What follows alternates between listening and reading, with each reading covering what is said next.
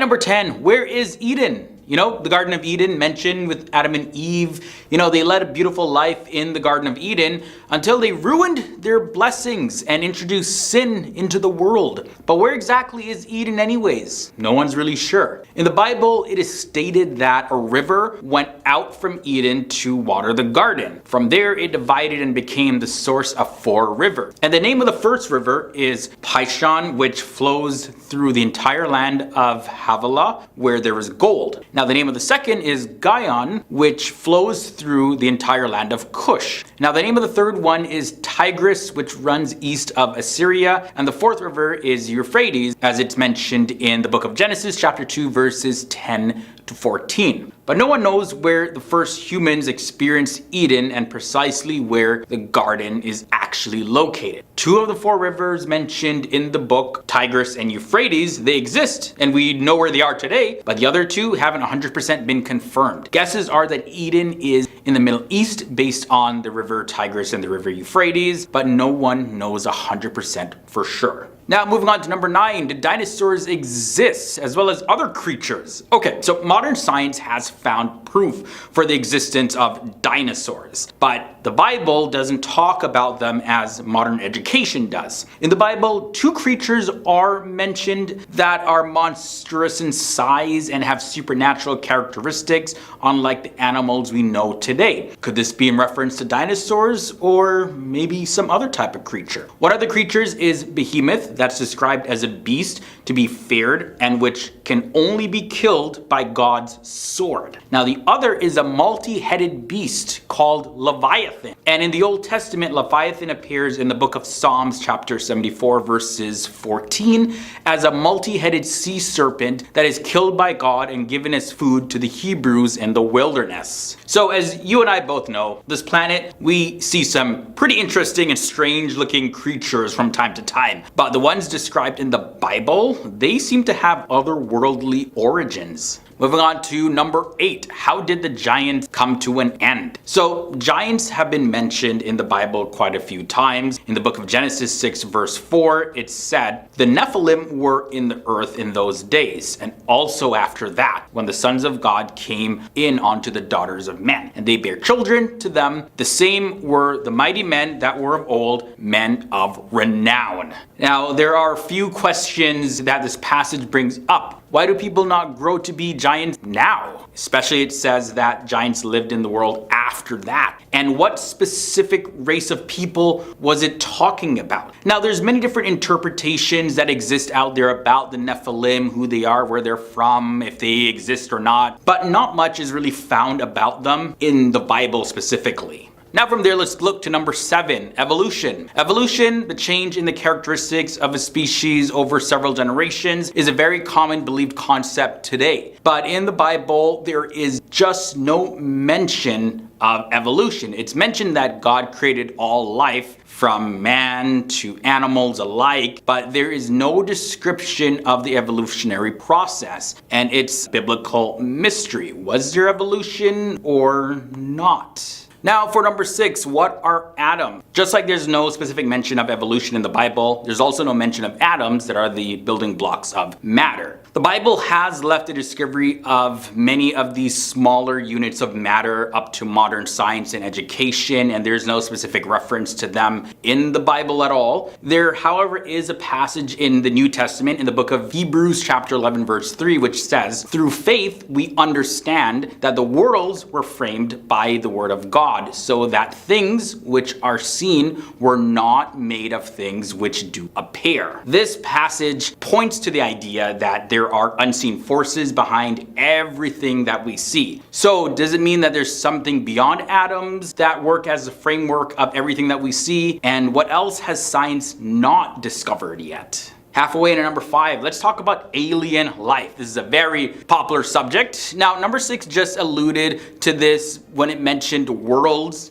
plural for world, but it doesn't mention life on those worlds. Today, scientists are spending a whole lot of money and resources on finding traces of alien life and communicating with them. Although up until now, there have been some UFO reports and conspiracy theories, there is actually no proof, no concrete proof that life exists beyond our planet. But in the Bible, outside of the mention of angels living in heaven, there's no specific mention about aliens or life beyond our planet that live on other planets out there. If there is life out there, will we ever know? The mystery at number 4 is the Ark of the Covenant. Now, the Ark of the Covenant is a chest that is supposed to have had the tablets engraved with the 10 Commandments. Now, whether it was destroyed or captured or hidden, nobody really knows for sure. One of the most famous claims about the Ark of the Covenant and where it is that before the Babylonians completely ransacked Jerusalem, it had found its way all the way to Ethiopia, where it still is today in a town of Axum in the St. Mary of Zion Cathedral. Number 3, this mystery involves where the Holy Grail is. Where is it actually? Now, if you're not familiar with the term, the Holy Grail is the chalice that Jesus used at the Last Supper to drink from. He served wine in it and gave it to his disciples and all of that, and it really holds a lot of value for Christians. They believe that it was buried in England by Jesus's uncle or taken from the Holy Land by the Knights Templar. But in the Bible, there is actually no hint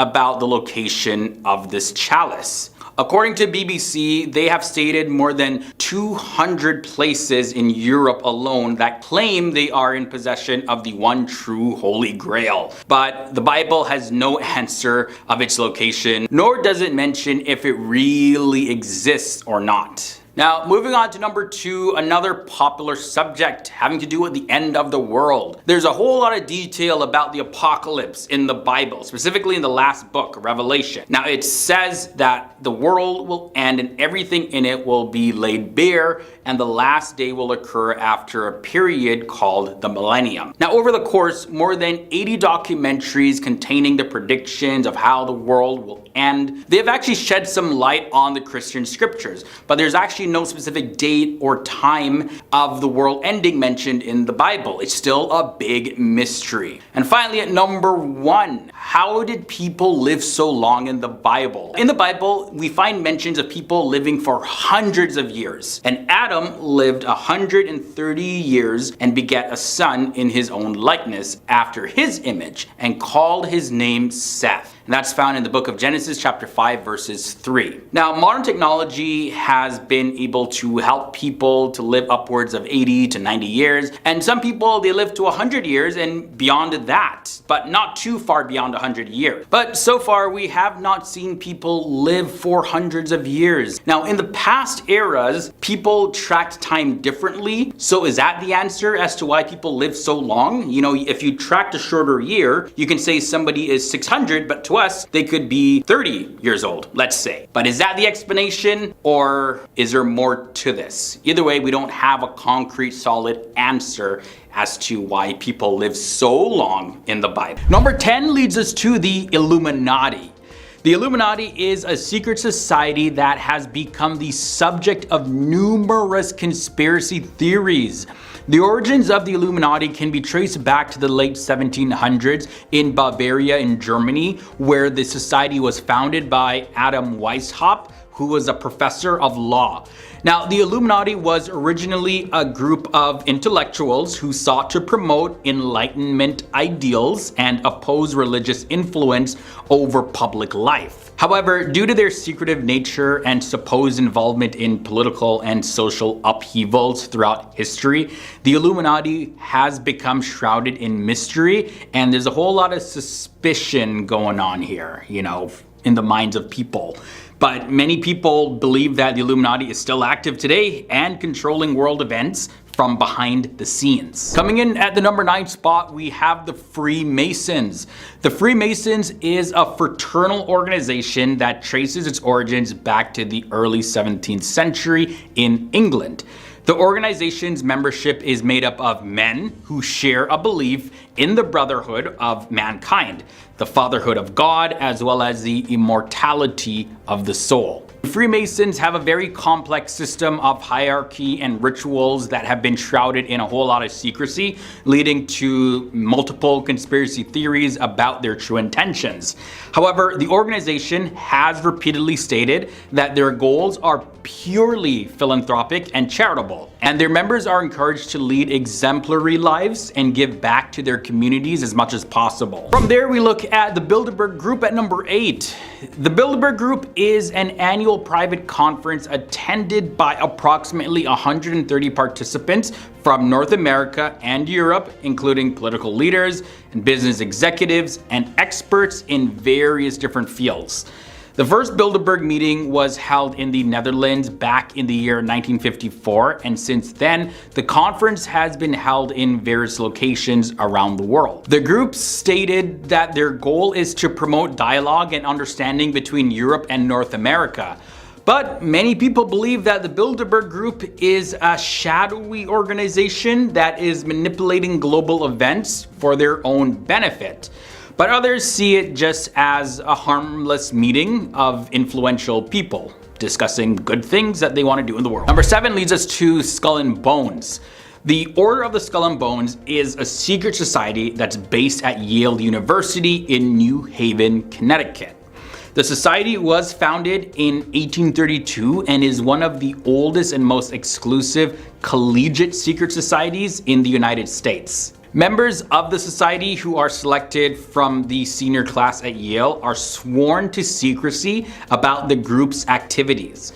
And the society's symbol, which is a skull and crossbones, is often associated with piracy and death. So this, of course, further fuels the rumors about the group's alleged ties to the occult. Several prominent political figures, businessmen, including several US presidents and a lot of celebrities have been reported to be members of this society. From there, let's take a look at the Knights Templar. Now, this was a Christian military order that was founded in the 12th century during the time of the Crusades. The order was initially established to protect pilgrims traveling to the Holy Land, but it quickly grew in power and wealth, and it became one of the most influential organizations of the Middle Ages. The Knights Templar, they were renowned for their bravery in battle and their strict code of conduct, which included vows of poverty, chastity, and obedience. However, their immense wealth and influence eventually led to their downfall, and in the early 14th century, the order was disbanded by the Pope, with many of the members being arrested and some even executed. The Knights Templar have since become the subject of numerous legends and conspiracy theories, with some people claiming that the order possessed secret knowledge or artifacts such as the Holy Grail or the Ark of the Covenant, and that they continue to exist secretly to this day. Coming in at the number 5 spot, let's take a look at the Trilateral Commission. This is a non-governmental organization that was founded in 1973 by prominent political and business leaders from North America, Europe, and Japan. The organization stated that its goal is to promote cooperation and understanding between these 3 regions and to address global issues such as economic development and security. The Trilateral Commission is composed of members who are selected based on their leadership positions and expertise in various fields, and the Trilateral Commission has been the subject of conspiracy theories, of course, with some claiming that the organization is a very secretive organization. It kind of operates in the shadows and it seeks to create a one world government. These theories are largely unsupported by evidence, and the Trilateral Commission continues to operate as a forum for dialogue and cooperation between North America, Europe, and Japan. Opus Dei comes next at number 4. This is a Catholic lay organization that was founded in 1928 by Spanish priest Jose Maria Escriva. And this organization's stated goal is to promote holiness and sanctification in everyday life, and its members are encouraged to integrate their faith into their work and personal lives. Opus Dei is known for its emphasis on personal spirituality, discipline, as well as self-sacrifice, and its members are expected to adhere to strict moral codes. The organization has been accused of being secretive and elitist, and people say that it seeks to exert undue influence in the Catholic Church and beyond. However, Opus Dei, they say that, well, what they're really trying to do is just to seek to promote spiritual growth and contribute to the betterment of society. Coming in at the number 3 spot, we have the Rosicrucians. The Rosicrucians is a mystical and philosophical movement that traces its roots back to the early 17th century in Europe. The group is named after the legendary figure Christian Rosenkreuz, who is said to have possessed secret knowledge and powers. The Rosicrucians believe in the existence of a hidden spiritual reality that can be accessed through various practices, including meditation, alchemy, and other rituals. They are also known for their use of symbolism, such as the rose and cross, as well as their belief in the interconnectedness of all things. The Rosicrucians have been associated with various other esoteric and mystical movements throughout history, and their ideas have actually influenced many thinkers and artists over the years. Coming down to the number 2 spot in this episode, let's take a look at the Hermetic Order. The Hermetic Order of the Golden Dawn was a magical order that was founded in the late 19th century in Great Britain. The group was inspired by various occult traditions, including Kabbalah, Hermeticism, and ceremonial magic, and its members sought to explore the hidden realms of the human psyche and the universe. This group's teachings focused on spiritual development and attainment of higher levels of consciousness, and its members engage in various practices such as meditation, divination, and ritual magic. The group's influence on the occult and spiritual movements of the 20th century has been very significant, with many of its ideas and practices still being studied and practiced by occultists and magicians today. Ending off this episode at number 1, we have the THULE Society. Now, the THULE Society was a German occult group that was founded in Munich in 1918, and the society was named after the legendary island of Thule, which was said to be the center of a highly advanced civilization. The THULE Society was focused on promoting a nationalist and anti-Semitic ideology that sought to establish a pure Aryan race, and the group was influential in the early years of the Nazi Party. Also, the THULE Society was associated with the occult and mystical beliefs, including the idea of a secret society that possessed ancient wisdom and supernatural powers. Okay, so let's jump in now at number 10. We have angelic encounters. Many books have been written and countless stories have been told of people who believe they have had encounters with angels. Sometimes they are described as beings of light. Other times they're described as being beautiful human beings, while others they're just described as being regular looking humans. They almost always appear in a time of need, whether it's some sort of major life intervention or if somebody needs a little bit of encouragement, that angel might show up in whatever form it chooses to take on. But were they actually angels though? Kind of similar to number 10 is number 9, Marian apparitions. For centuries, visions of Mary, the mother of Jesus, have been reported in different parts of the world. Claims of apparitions continue nowadays, and in the year 1968, a Marian apparition was even allegedly televised in the country of Egypt. Mary usually asks people to pray and occasionally makes prophecies. Of course, you know, there's a very famous occurrence happening in Fatima, Portugal, where they said Mary had made a prophecy there. But skeptics say that these visions and these appearances of Mary are hallucinations or maybe even mass hysteria. And there's even others that say that this is actually comparable to when people see UFOs and have alien encounters. Mystery at number 8 is the Ark of the Covenant. The New Testament book of Exodus describes in detail this box that's overlaid with gold, and it was something that the ancient Israelites built from God's instructions to contain the tablets that hold the 10 Commandments. But not only that, the Israelites carried it wherever they went, and even into battles, because it was said to have incredible powers. The Ark was to represent the throne of God, and some think that the Ark was literally a transmitter of God's power, and in turn made it a very powerful weapon.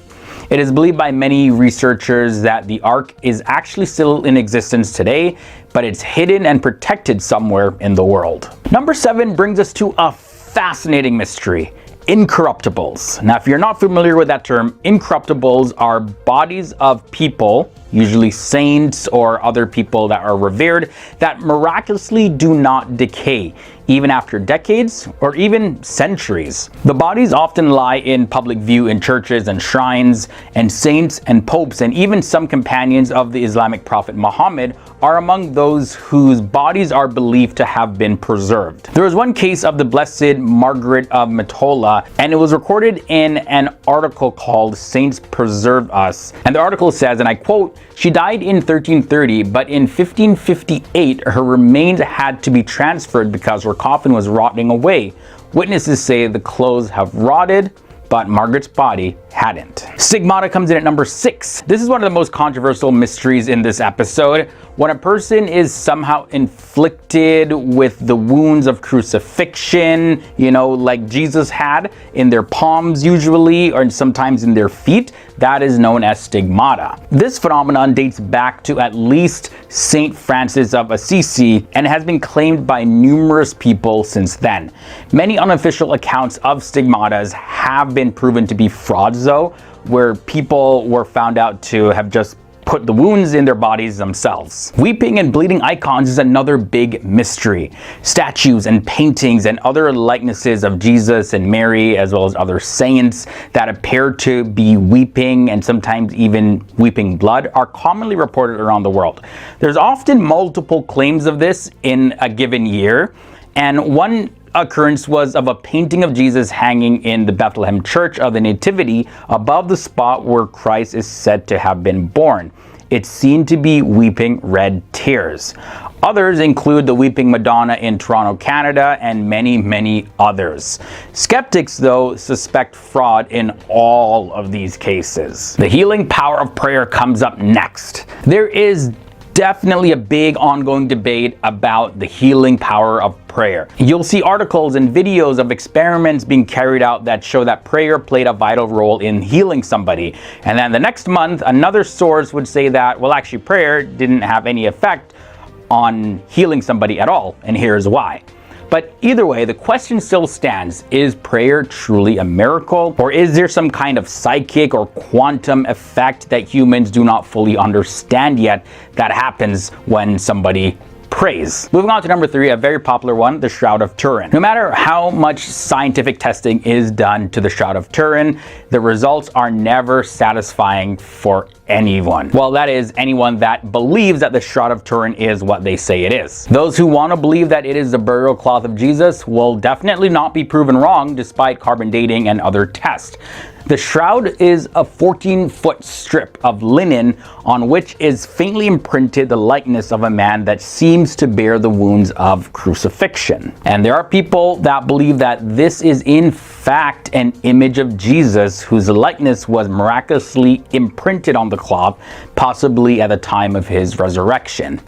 Radiocarbon dating in 1988 concluded that the shroud dates back only to somewhere between 1260 and 1390 AD, so that's well after the time of Jesus. One theory is that it's actually a creation of Leonardo da Vinci.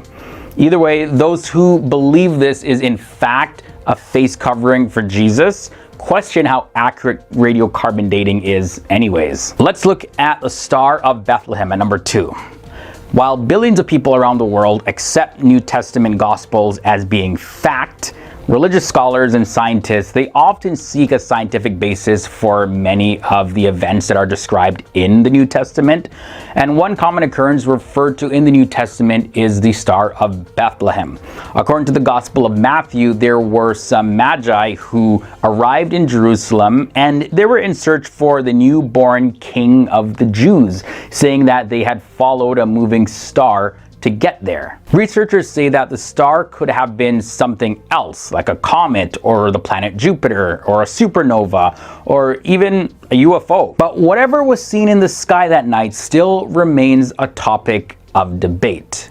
Was it actually a star or was it something else? We end this episode off at number 1. Let's take a look at prophecies. Various religions and their foundational texts, they're filled with prophecies that believers say have been or will eventually be proven true. Most religions across the board would agree that a prophet is a person who receives a divine message and speaks to other human beings on behalf of a deity. Now, whether the gift of prophecy continues in our present world, it's definitely still a subject of theological debate. But in recent years, self-described prophets, they have multiplied in the world.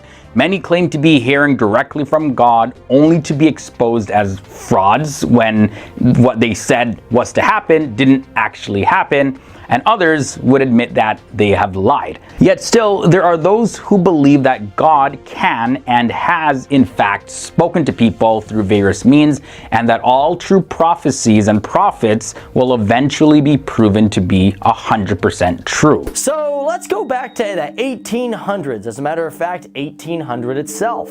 So we're talking about the USS Pickering, and it was the first ship to really go missing in the Bermuda Triangle. Now there are some kind of rumors that some ships have done it before, but this is the most well-documented ship. Now it was a topsail schooner named after Timothy Pickering, who was the head of state. Now on August 20th of 1880, it was supposed to go to the West Indies, where it was going to become part of Thomas Truxton's squadron. Now the last time she was seen was on August 20th when she left Newcastle, Delaware. And after that, the ship disappeared. There are many theories, but most believe that it was sunk in a gale in September with 90 people aboard. Because also at that same time, the USS Insurgent sunk because of the storm. Now, okay, we are talking about, well, incidents and accidents that happened in the Bermuda Triangle, but I'm quite curious of where the Bermuda Triangle got its name. This goes back to 1964 from an article written by Vincent H. Gaddis for the Argosy magazine. Now, in the magazine, he had a general idea of where each point of the triangle was. However, scientists and other theorists have said,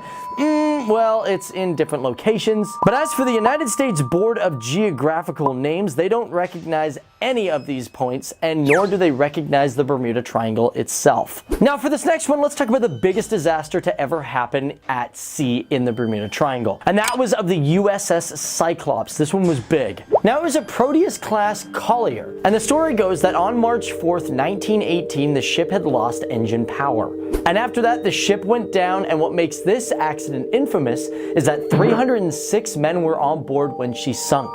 As a matter of fact, it was so infamous that the US Navy has titled it as the worst loss of life without combat reasons. Now, there are many different theories to suggest why the ship went down. One of the most popular being the fact that a central I-beam became eroded and practically snapped the ship in two. Now, let's talk about the Carroll A. Deering. This was another schooner ship. Now, she was carrying cargo on January 28th, 1921, and she was seen by the Cape Lookout lightship, and they had noticed that the crew was kind of milling about in areas that they shouldn't have, and the ship had received some damage from a storm. However, a few days later, the ship was found at the Diamond Shoals on January 31st. But this time, the ship was completely empty. Theories suggest that there might have been pirates that came and took over the ship. Others suggest that maybe a mutiny took place. Now, you know what? Next one, let's jump back to the USS Cyclops. You know, the one that we just talked about like 1 second ago? Now, remember how I told you she was a Proteus-class ship? Well, she wasn't the only ship of her class to go missing in the Bermuda Triangle.